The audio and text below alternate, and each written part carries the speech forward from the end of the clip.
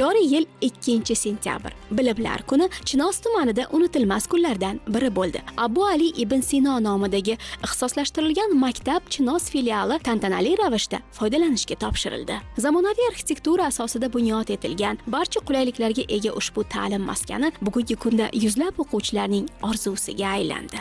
Muhtaram prezidentimiz tashabbuslari bilan hozirgi kunda ilm-fanga, ta'limga nihoyatda katta e'tibor berilyapti. Shuni hisobga olgan holatda ixtisoslashtirilgan ta'lim muassasalari agentligi tizimidagi Ibn Sino maktabini Toshkent viloyatida demak filiali ochildi. Bu filial ochilishidan maqsad tabiiy fanlarni chuqurlashtirib o'tiladi bu maktabda.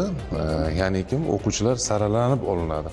Tanlovlar asosida o'quvchilar qabul qilinadi. O'quvchilar 7-sinfdan tanlov asosida qabul qilinadi.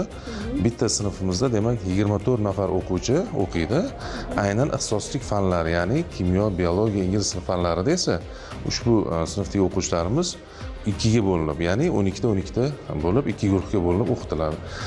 Har bir o'quvchi bilan individual ishlashga bu yerda asosiy maqsad qaratilgan hamda milliy va xalqaro sertifikatlarni olishga, aynan o'quvchilarimizdagi bor iste'dodlarini chiqarib bera olishga asosiy e'tibor qaratiladi. Ustozlarimiz tomonidan birgalikda bilamizki, bizada buyuk bobokonlarimiz chiqqan, o'shalarni avlodi hisoblangan holatda juda ham iste'dodli bolalarimiz juda ko'p.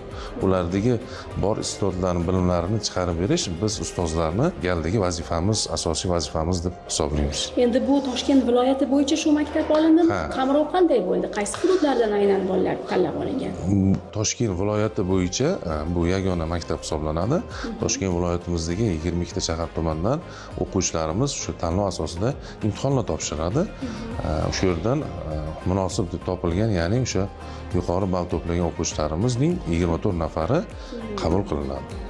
Viloyat bo'yicha keladi o'quvchilarimiz. Viloyat bo'yicha keladigan bo'lsa, unda yotoqxona, albatta bu masalalar ham bormi? Albatta, maktabimiz demak 240 o'ringa mo'ljallangan bo'lib, 150 o'rinli yotoqxonasi mavjud, zamonaviy hamda zamonaviy oshxonamiz mavjud. Ularga 5 mahal shu issiq ovqat bilan davlat tomonidan bepul tarzda ta'minlab beriladi. Pedagoglar ham shunga yarasha bir saralanib oldimi?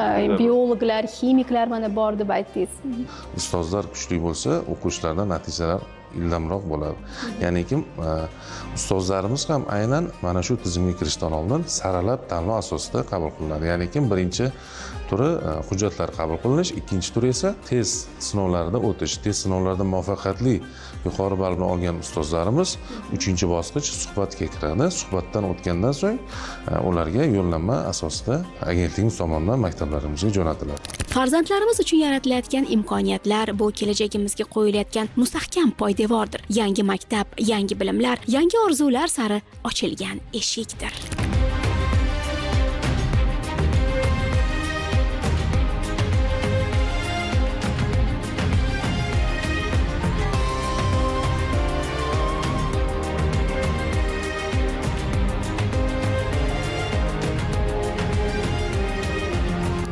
Men bu maktabga asosan kimyo va biologiya fanlarini chuqurlashtirib o'rganib va milliy va xalqaro sertifikatlarni qo'lga kiritib, Toshmiyani tibbiyot akademiyasiga grant asosida kirib shifokor bo'lish uchun kirganman.